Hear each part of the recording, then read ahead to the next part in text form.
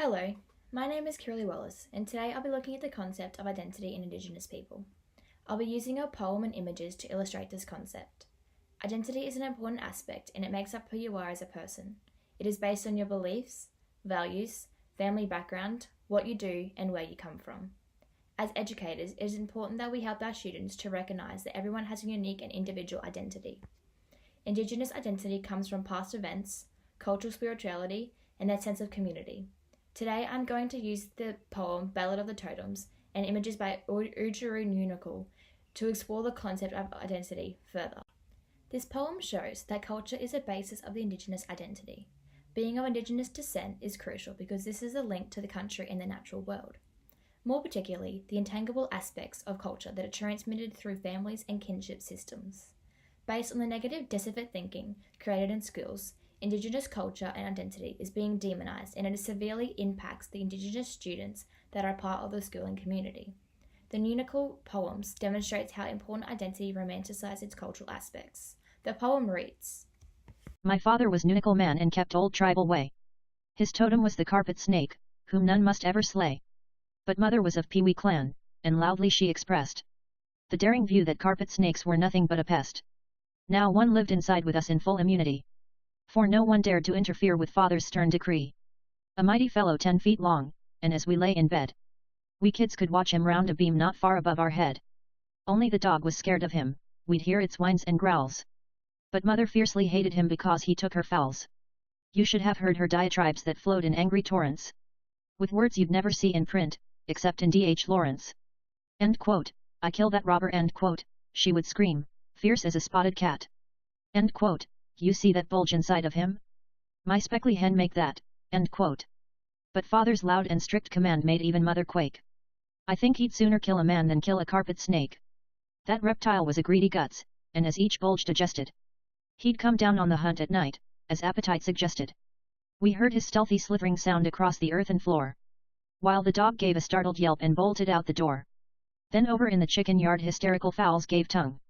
Loud frantic squawks accompanied by the barking of the mung. Until at last the racket passed, and then to solve the riddle. Next morning he was back up there with a new bulge in his middle. When father died we wailed and cried, our grief was deep and sore. And strange to say from that sad day the snake was seen no more. The wise old men explained to us, end quote, it was his tribal brother. And that is why it done a guy end quote, but some looked hard at mother. She seemed to have a secret smile, her eyes were smug and wary. She looked about as innocent as the cat that ate the pet canary. We never knew. But anyhow, to end this tragic rhyme, I think we all had snake for tea one day about that time.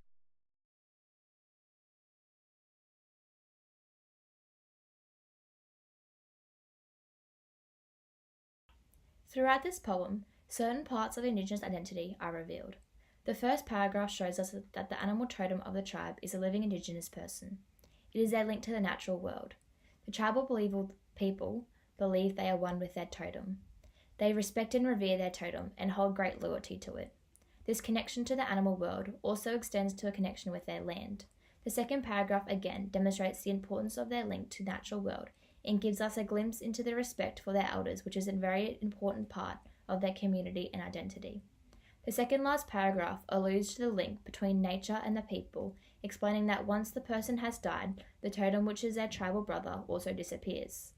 The last paragraph brings out the character of the Indigenous people, their love for life and country, but their confidence in their own identity to challenge and change the situations they are in.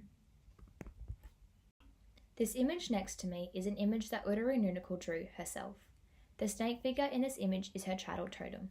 She shows how each segment is a different parts of her Indigenous identity. Another image created by Ururu Nunakal, which is next to me, describes how she is one with her totem. It shows that there is a person in the middle surrounded by their totem, demonstrating that they are one. Our identity in life will continue to change and build as we are impacted by society and those that surround us during daily life. As educators, it is our job to have an impact on our students' identity and help them form the essence of who they are.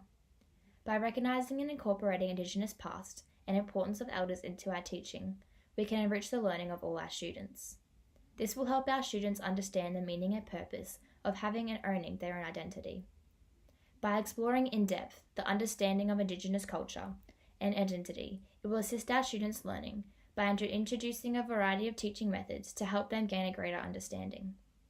As teachers, we can acknowledge the significance of Indigenous culture and past to have not only a positive impact on the learning experience of our Indigenous students, but all students we teach.